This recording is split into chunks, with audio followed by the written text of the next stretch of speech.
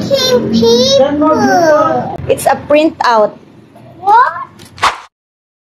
For today's vlog, naghanap kami ng Photoshop or studio. Kailangan kasi namin ng 1x1 photo for the twins. I-enroll na kasi namin sila kaya isa yun sa requirements. Dito kami sa Nicolas Photography and Videography napunta. Malapit lang ito sa may munisipyo ng Angono. Nakakatuwa kasi hanggang Sunday bukas sila. Mas malakas daw sila kapag Sunday. For the assessment or diagnostic test, 1x1 photo and birth certificate kasi yung kailangan naming ipasa for the requirements. First time actually ng twins magpa-picture sa studio. Ang bait din ng photographer, very accommodating din siya. Napachika na rin kami habang nagpi-picture taking. Nakakatuwa kasi behave naman yung dalawa. Madali naman din sumunod sa instructions yung twins. Pagdating din kasi namin, kami lang yung customer, kaya naasikaso din kami agad. Tapos na-print na din agad yung picture. Mix na pala yung pinaprint namin, 4 na 1x1, tsaka 3 2x2.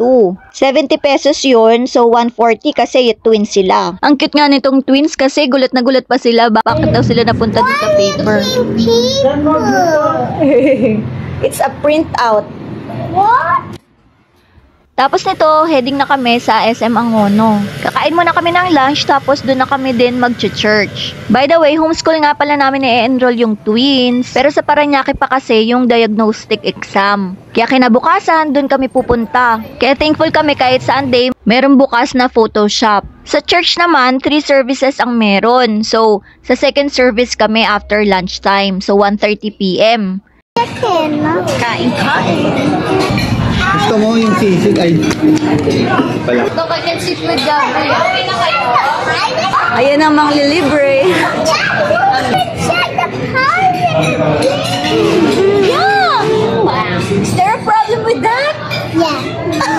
By the way, dito nga pala kami sa Gilligan's nag-lunch. Masasarap yung foods nila dito, lalo yung sisig nila crunchy. Tapos yung kare nila, nako, ang sarap, peanut sauce talaga. Yung barbecue, favorite din ng twins yan. Pati teriyaki chicken nila dito, nako, ang sarap. Affordable pa.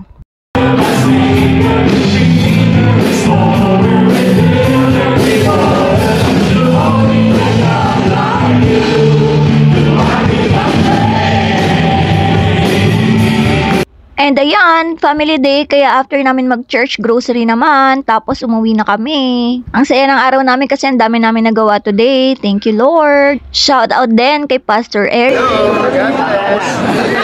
Thank you po! Bumisita siya dito sa CCF Angono para mag-preach. Yun lang. Thank you for watching. Bye-bye!